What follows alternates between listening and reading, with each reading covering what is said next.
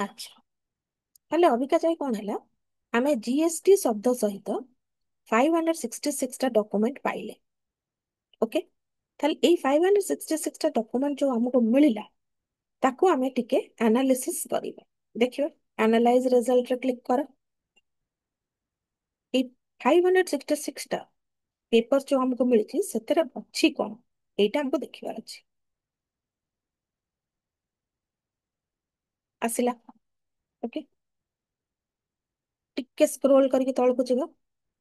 ଏ ଦେଖ, ଜିଏସଟି ଉପରେ କାମ, goods and service tax point of ଭ୍ୟୁରୁ ମୁଁ କହୁଛି, କାମ 1985ରୁ ଆରମ୍ଭ ହେଇଛି। କିନ୍ତୁ ଏଇ କାମଟା ପୁରା ପିକ୍ ରେ ଆସିଛି 2017ରେ। 2017ରେ ସବୁଠୁ ହାଇଏଷ୍ଟ ନମ୍ବର ଅଫ 62ଟା ଆର୍ଟିକଲ କାମ ହେଇଛି, ଲୋକ ଲେଖିଛନ୍ତି ପେପର୍ସ। ଓକେ, ତାପରେ ପୁଣି ଟିକେ ଧିମା ପଡିଯାଇଛି। ଓକେ, 2023ରେ ଅବଭିୟସଲି ମତେ ଲାଗୁଛି ଏଟା ଏଇ ଟାଇମରେ 19ରୁ ନେଇକି 23 ଯାଏ ମତେ ଲାଗୁଛି କୋଭିଡ ଯୋଗୁ ଟିକେ କମି ଯାଇଛି ବୋଧେ। କି ଯାହା ବି ହଉ, ପରେ ଦେଖିବା କଣ ପାଇଁ ହେଇଛି କଣ ପାଇଁ ନ ହେଇଛି, ସେଟା ବି ଦେଖିବାକୁ ପଡେ ଆମକୁ। ଦେଖ, 2023ରେ ଜିରୋ ଡକୁମେଣ୍ଟ। ଓକେ, ତାପରେ 24ରେ 66, 25 ତ ଜଷ୍ଟ ଆରମ୍ଭ ହେଇଛି ଆଉ, ତ ପେପର ଆସିନି ଅବିକା ଯାଏ। ଚାହିଁଲେ ତମେ ଏଠି ବି ଡେଟାଟା ଦେଖିପାରୁଛ, ଯୋଉ ଡେଟାଟା ତମେ ଏଠି ଟ୍ୟାବୁଲାର ଫର୍ମାଟରେ ଦେଖୁଛ, ଗୋଟେ ଟେବଲ ଆକାରରେ ଦେଖୁଛ, ତାରି ଗ୍ରାଫିକ ରିପ୍ରେଜେଣ୍ଟେସନ ତ ତୁମକୁ ଏଠି ଦେଖିବାକୁ ମିଳିଗଲା। ଓକେ, 2085ରୁ ନେଇକି ଗ୍ରାଫ ଦେଖଉଛି ତମକୁ, କିନ୍ତୁ 85ରୁ ମୂଳରୁ ଆକ୍ଚୁଆଲି 000 ଅଛି, 2017ରେ କାମ ଆରମ୍ଭ ହେଇଛି ତମର। ଦେଖ, ତ ତମେ ଚାହିଁଲେ ଏଟାକୁ ଲିମିଟ ବି ଉପରେ ଆଗ ପଟେ ଯାଇକି ଲିମିଟ ବି କରିପାରିବ, ଯେ ମୋର ଦରକାର ନାହିଁ ଏତେ ବର୍ଷ। ତା ଛଡା କାମ ଛାଡି ଦେଇକି ବି ଦେଖ, କୋଉ ଲୋକମାନେ ମେଜରଲି, ମେଜର ଲୋକମାନେ ଯୋଉମାନେ ଜିଏସଟି ଉପରେ କାମ କରୁଛନ୍ତି, ସ୍କୋପସ୍ ଡେଟାବେସରେ ପେପର ତ ଅଛି, କିନ୍ତୁ ତାଙ୍କ ଉପରେ କୌଣସି ଡିଟେଲ ନାହିଁ, ଅଥର ଡିଟେଲ୍ସ ନାହିଁ। ଓକେ, ସେମିତି ପେପର 10ଟା ଅଛି। ଛାଡ଼ିଦେଲେ ମୋଷ୍ଟ ଇମ୍ପର୍ଟାଣ୍ଟ ପର୍ସନ ଯେ ଜିଏସଟି ଉପରେ ଅବିକା କାମ କରୁଛନ୍ତି, ସେ ହେଲେ ଜେ ଗ୍ରେଡ୍, ତାପରେ S Mukherjee, V Bhaskar, Z Biden, N Bordoloi. Okay, ଏଇ ଲୋକମାନେ ତମକୁ ଗୋଟେ, ମତେ ତ ଆଟଲିଷ୍ଟ ପଚରା ହେଇଥିଲା ଯେ କୋଉ 10ଟା ଲୋକ ତମ ଏରିଆରେ କାମ କରୁଛନ୍ତି, ତାଙ୍କ ବିଷୟରେ ଟିକେ କୁହ। ସେତେବେଳେ ତ ସଫ୍ଟୱେର ଏତେ ନଥିଲା, କେତେ ବର୍ଷ ପୁରୁଣା କଥା ମୁଁ ତମକୁ କହୁଛି। ତେଣୁ କୋଉ 10ଟା ଲୋକ କାମ କରୁଛନ୍ତି ପାଇବାଟା ବହୁତ ମୁସ୍କିଲ ହେଇଯାଉଥିଲା। କିନ୍ତୁ ଆଜି ତ ସବୁ ଜିନିଷ ତମେ ନିଜେ ଦେଖୁଛ, ଆଖି ଆଗରେ ସେ କହିଦେଲା ଯେ ଏଇ 10 ଜଣ ସବୁଠୁ ଅଧିକା ଜିଏସଟି ଉପରେ କାମ କରୁଛନ୍ତି। ୟାକୁ ଛାଡିଦେଲେ, କାରଣ ୟାଙ୍କର ତ ଆଇଡି ନାହିଁ, ଛାଡିଦେଲେ ରହିଗଲେ ଏଇମାନେ। ତମେ ଚାହିଁଲେ ୟାଙ୍କ ପେପର୍ସ ଗୁଡାକୁ ବି ସାଇଟ୍ କରିପାରିବ, ଆଉ କରିବା ଉଚିତ ବି ମତେ ଲାଗେ, କାହିଁକିନା ଏମାନେ ସବୁଠୁ ଅତ୍ୟଧିକ ଭାବରେ ଜିଏସଟି ଉପରେ କାମ କରୁଛନ୍ତି।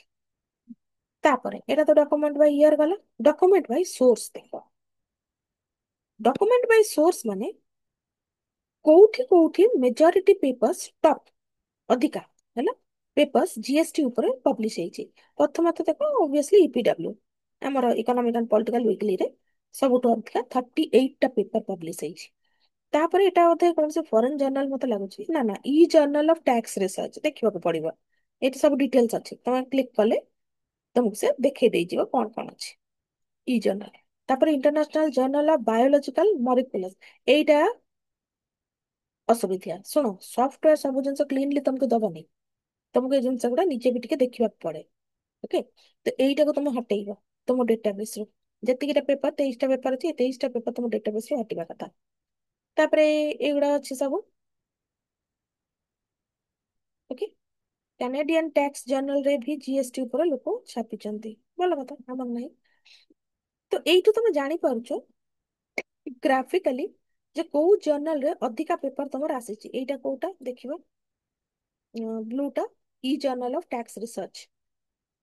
ଓକେ, ଏଇ ଜର୍ନାଲରେ ଅଧିକାଂଶ ଲୋକ ଟ୍ୟାକ୍ସ ଉପରେ ପେପର ପବ୍ଲିଶ କରୁଛନ୍ତି। ତା ମାନେ ତାକୁ ଟିକେ ବୁଲେଇକି କହିଲେ ଏଟା ବି କହିହବ ଯେ ଯଦି ତମେ, ଯେହେତୁ ତମେ ଜିଏସଟି ଉପରେ କାମ କରୁଛ, ତମେ ଯୋଉ ପେପର ଲେଖିବ ट्राए करियो एई जर्नल टाको टार्गेट करिया ପାଇଁ, ए ब्लू जर्नल टाको, ई जर्नल टाको। ओके, काहेकि ना एइथिरे देखो 2020 रे कोविड समय रे सबुठु अधिका पेपर पब्लिश ହେଇଛି, କିନ୍ତୁ कोविड समय रे ହେଇଛି जीएसटी ऊपर ହେଇଛି, ई जर्नल ऊपर टैक्स रिसर्च ऊपर ହେଇଛି। तो ଟିକେ ଦେଖିବାକୁ ପଡିବ पेपर गुड़ा कौन कौन अच्छे कौन नहीं। ओके, तो अबिका तुम जानी पारलो बाय सोर्स कोठी कोठी कौन पाई ज्यादा पब्लिश ହେଇଛି। ଆମେ ଜାଣିଲେ बाय ईयर, ଆମେ ଜାଣିଲେ बाय ऑथर, ଆମେ ଅବିକା ବି ଜାଣିଲେ ଆମେ ଜାଣିବା ଅବିକା बाय affiliation। जो ऑथर माने पेपर लेखिकी पब्लिश करछन सेमाने कोठिकार, को इंस्टीट्यूट रे काम करछन्ती, को जागार ସେଇଟା ଟିକେ। फर्स्ट हैला देखो हाईएस्ट नंबर ऑफ आर्टिकल्स जो माने देइछन्ती सेमाने हेले from national institute of public finance and policy. एमाने टैक्सेशन ऊपर बा जीएसटी ऊपर सबुठु अधिका पेपर देइछन्ती। तापर हैला यूनिवर्सिटी उत्तरा मलेशिया, तांकर जीएसटी हेतिबो। तापरे यूएनएसडब्ल्यू सिडनी, तापरे ग्रिफिथ यूनिवर्सिटी, चलो गोटे पर गोटे କିନ୍ତୁ ଆମର national institute of public finance ଏଟା କୋଉଠି ଟିକେ ଦେଖିଦବ ଖୋଜିକି ନେଟ।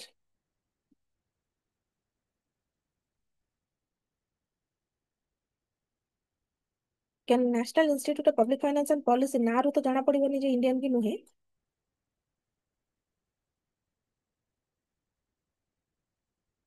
ସର୍ଭର ଏରର ଦେଖୁଛି, ଆଉ ଛାଡ ପରେ ଦେଖିବା ତାକୁ। ନେଟରେ ବି ଖୋଜିଦେଲେ ଏଟା ଦେଖେଇଦବ national institute of public finance and policy ଇଣ୍ଡିଆର ଅଲଗା କୋଉ କଣ୍ଟ୍ରିର ସେମ୍ ନାଁରେ ଅଛି। ଓକେ, ତ ଏଇଟା ତମେ ଜାଣିପାରିଲ ଯେ କୋଉ ଇନଷ୍ଟିଟ୍ୟୁଟ ରେ ଅଧିକାଂଶ ଲୋକ ବେଳେ ବେଳେ କଣ ହୁଏ ନା, ଯେମିତି କି ଏଇ କେସରେ ହିଁ ଦେଖ जीएसटी गोटे एडमिनिस्ट्रेटिव इश्यूज अंडर जाइपारे, किंतु तमे देखो जो माने जीएसटी ऊपर रिसर्च पेपर देइचंदी, एइच देखो यूनिवर्सिटी गोटे माने यूनिवर्सिटी रे फैकल्टी माने देइचंदी, एइटा ठीक अछि, बहुत भलो कथा, एक्सपेक्टेड भी थिला कि से माने जीएसटी ऊपर पेपर करिवे। किंतु एठी यूनिवर्सिटी फैकल्टी दउचंदी, एटा भी यूनिवर्सिटी फैकल्टी, एटा भी university, university business school university माने जीएसटी ऊपर मेजॉरिटी यूनिवर्सिटी फैकल्टीज वा स्टूडेंट माने काम करिचंती। जदि ये सब मिसई देकी तुम कहि परिबा जदि national institute of public finance किंतु ता भीतर हाईएस्ट रैंकर। ओके, बहुत जिनस जतलो तमरो इंटरडिसिप्लिनरी थाए, जेमति मु कहली गत थर कहतली क्राइम एजुकेशन एंड पॉवर्टी, सेठी देखिबो क्राइम रिलेटेड लोक भी रिसर्च करथिबे, पॉवर्टी ऊपर जो माने करथिबे से माने भी करथिबे, एजुकेशन ऊपर जो माने करथिबे सेठी भी करथिबे। सेठी तुमको एफिलिएशन रो जणा पड़ी जिवो अधिकांश को एफिलिएटेड लोक एजुकेशन ना पॉवर्टी ना क्राइम लोक माने काम करिसंती ऑन क्राइम बा factors affecting increasing crime in India. Okay, तापरे बाय कंट्री देखिबो को कंट्री रे अधिकांश जीएसटी ऊपर काम होउची। ए बाप रे, इंडिया 187, तापर Australia, United states, Malaysia, China, UK, तो तळे एकदम अच्छे तुमर साउथ अफ्रीका और ऑस्ट्रिया। माने कोन इंडिया रे अधिकांश जीएसटी ऊपर लोक काम କରୁଛନ୍ତି। कोठी पब्लिश होउची मते लागुची से जो national institute of public policy देखौतले सेटा बधा इंडिया रे। ओके, सेठी चले बाई कंट्री आमे नंबर 1 रे अछु। तापर documents by time,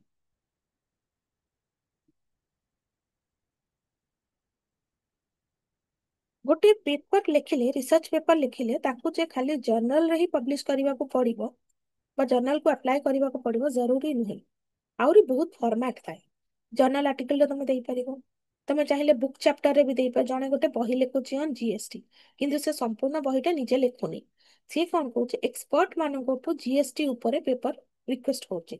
like for example मु जदी गोटे बही लिखुची on impact of GST in India, ମୁଁ କଣ କରୁଛି, ଇଣ୍ଡିଆରେ ଯେତିକି ଷ୍ଟେଟ୍ସ ଅଛି ସବୁ ଷ୍ଟେଟରେ ଯେତିକି ଲୋକ କାମ କରୁଛନ୍ତି ଅନ୍ ଜିଏସଟି ଉପରେ, ପାଇଯିବି ଉପର ଲିଷ୍ଟରୁ। ତାଙ୍କୁ ମୁଁ ଗୋଟେ ମେଲ ଲେଖୁଛି ଯେ ଆଜ୍ଞା ମୁଁ ଗୋଟେ ପେପର ଲେଖୁଛି impact of GST on India, ତ କାଇଣ୍ଡଲି ଆପଣଙ୍କ ଷ୍ଟେଟ ତରଫରୁ ଆପଣ ଗୋଟେ ପେପର ମତେ ଦିଅନ୍ତୁ। ତ ସେଠି ବି ତ ମୁଁ ପେପରଟା ଛାପିପାରେ ଯଦି ଭଲ କ୍ୱାଲିଟିର ହେଇଥିବ। ତେଣୁ ବୁକ୍ ଚାପ୍ଟରରେ ବି ଆସୁଛି। ଓକେ, ମୁଁ ଗୋଟେ କନଫରେନ୍ସ ଅର୍ଗାନାଇଜ କରୁଛି। ମୁଁ ଜାଣିନି ସବୁ ଷ୍ଟେଟରୁ ମୁଁ ପାଇଲିନି ଲୋକ, ସିଲେକ୍ଟେଡ ଯେତିକି ପାଇଗଲି ସ୍କୋପସ୍ ହଉ କି ବାକି ଜାଗାରୁ କଣ୍ଟାକ୍ଟ କରିକି ପାଇଛି, କିନ୍ତୁ ଷ୍ଟିଲ୍ ମୁଁ ବହୁତ ଜାଗାରୁ ପେପର ପାଉନି, ଟଚରେ ନାହିଁ ବା ନେଟୱାର୍କିଂ ମୋର ନାହିଁ। ଇନ୍ ଦ୍ୟାଟ୍ କେସ୍ ମୁଁ ଗୋଟେ କନଫରେନ୍ସ ଅର୍ଗାନାଇଜ କରେଇଲି ଅନ୍ ଜିଏସଟି। ଲୋକ କନଫରେନ୍ସରେ ପେପର ଦେଲେ, ଆସିଲେ, ଆଟେଣ୍ଡ କଲେ, ମୋତେ ଚିହ୍ନା ମିଳିଲା ଲୋକମାନଙ୍କଠୁ, ପ୍ଲସ୍ ମୋତେ ତାଙ୍କ ରିସର୍ଚ୍ଚ ପେପର ବି ମିଳିଲା। ତାଙ୍କ ପେପର ଯଦି ମୋ ଟପିକକୁ ଫିଟ୍ ହଉଥିବ ତାହେଲେ ମୁଁ ତାଙ୍କୁ ରିକ୍ୱେଷ୍ଟ କରିକି ସେଟା ବି ମୋର ଗୋଟେ ପ୍ରୋସିଡିଂ ଆକାରରେ ବାହାର କରାଇ ପାରିବି। ଓକେ, ସେମିତି ରିଭ୍ୟୁ ପେପର୍ସ, ଜଣେ ବହୁତ ବଡ ଲୋକ ଗୋଟେ ପେପର ଲେଖିଛନ୍ତି, ତୁମକୁ ଲାଗୁଛି ସିଏ ଯାହାଟା ଲେଖିଛନ୍ତି ସେଟା ଠିକ ବା ଭୁଲ, ଯାହା ବି ହଉ, ତୁମେ ସେଇ କେସରେ ଗୋଟେ ରିଭ୍ୟୁ ଲେଖିକି ଦେଇପାରିବ, ସେଟା ବି ପବ୍ଲିଶ ହବ। ଓକେ, ତାପରେ ଏଡିଟୋରିଆଲ ଜର୍ନାଲ୍ସରେ ବି ଦଉଛନ୍ତି, ନୋଟ ବି ଲେଖୁଛନ୍ତି, ପୁରା ସମ୍ପୂର୍ଣ୍ଣ ବହିଟା ବି ତମେ ଲେଖିପାରିବ, ଲେଟର ବି ଅଛି, ସର୍ଟ ସର୍ଭିସ ବି ଅଛି। ଅବିକା ଦେଖ, ମେଜରିଟି କେସରେ ଜିଏସଟି ପରୀକ୍ଷା ଟପିକରେ ହାଇଏଷ୍ଟ ହେଲା ତମର ଆର୍ଟିକଲ, ମାନେ ଜର୍ନାଲ ଆର୍ଟିକଲ ସବୁ ଆସିଛି, ରିସର୍ଚ୍ଚ ପେପର ଆର୍ଟିକଲ୍ସ। ତାପରେ ତମର ହେଲା book chapters, conference paper, reviews ବି ଆସିଛି। ଏଇଆର ଫ୍ରିକ୍ୱେନ୍ସିଜ ଗୁରା ତାପରେ ପରେ ଟିକେ କମି କମିକି ଯାଇଛି, ବଟ୍ ମେଜରିଟି ଆମର ହେଲା ଆର୍ଟିକଲ। କେତେ ପରସେଣ୍ଟେଜ? 79.2, ମାନେ 79% ଅଫ ଦ ଟୋଟାଲ ଯେତିକି ଆମର ଆର୍ଟିକଲ ଆସିଛି, 566 ନା କଣ ଉପରେ ଦେଖାଉଥିଲା, ତା ଭିତରୁ 79% ମାନେ 448ଟା ପେପର ଜର୍ନାଲ୍ସରେ ଆର୍ଟିକଲ ଆକାରରେ ପବ୍ଲିଶ ହେଇଛି। ତାପରେ ଦେଖିବା ଲାଷ୍ଟ ରୁ ଏଇଟା ଡକୁମେଣ୍ଟ ବାଇ ସବଜେକ୍ଟ ଏରିଆ, ଏଇଟା ବହୁତ ଇମ୍ପୋର୍ଟାଣ୍ଟ ଥିଲା, ଏଇଟା ବହୁତ ଇମ୍ପୋର୍ଟାଣ୍ଟ ଥିଲା।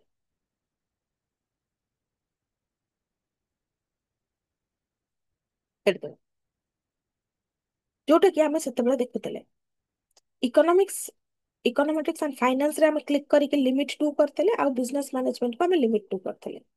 କିନ୍ତୁ କିନ୍ତୁ ତା ଛଡା ବି ଇଣ୍ଟର ଡିସିପ୍ଲିନାରୀ ଟପିକ୍ସ ରେ କେତେ ଜିନିଷ ଆସିଛି ଦେଖ, ସୋସିଆଲ ସାଇନ୍ସ ଆସିଛି, ଡିସିସନ ସାଇନ୍ସ ଆସିଛି, ଇଞ୍ଜିନିୟରିଂ ଆସିଛି, କିନ୍ତୁ ଏଗୁଡା ଆମକୁ ରିଲେଟେଡ ନୁହେଁ। କମ୍ପ୍ୟୁଟର ସାଇନ୍ସ ଅଛି, ଏନର୍ଜି ଅଛି, ଓକେ, ଏଠି ଦେଖ ବାୟୋକେମିଷ୍ଟ୍ରି ଅଛି।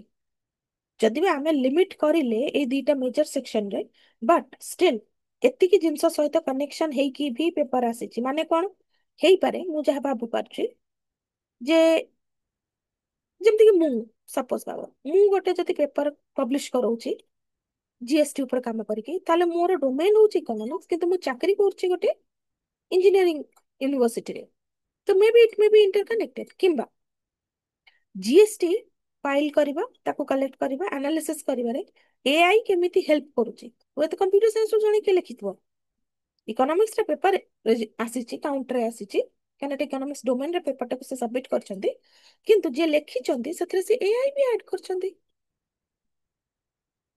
Inter connected inter disciplinary topics ଆସିଛି। ଓକେ, ଏଠି ଦେଖ ଗୋଟେ ଜାଗାରେ ମୁଁ ଅବିକା ଦେଖିଲି ସ୍କ୍ରୋଲ କରିବା ବେଳକୁ, ନାଇଁ ଠିକ ଅଛି। ଆଉ ଲାଷ୍ଟଟା ଆମର ହେଲା ତମର ଫଣ୍ଡିଂ ସ୍ପନ୍ସର୍ସ, ଇଏ ଏତେ ଆମର ଚଳିବ, କିଛି ଅସୁବିଧା ନାହିଁ, ବଟ୍ ଇଏ ବି ତମକୁ ଫଣ୍ଡିଂ ଦେଖେଇବ କୋଉଠି ଯୋଉ ପେପର୍ସ ଗୁଡା ଆସିଛି ତାଙ୍କ ପାଇଁ ଫଣ୍ଡିଂ କିଏ କିଏ ଦେଇଛି, ରିସର୍ଚ୍ଚରେ ଫଣ୍ଡିଂ କିଏ କିଏ କରିଛି।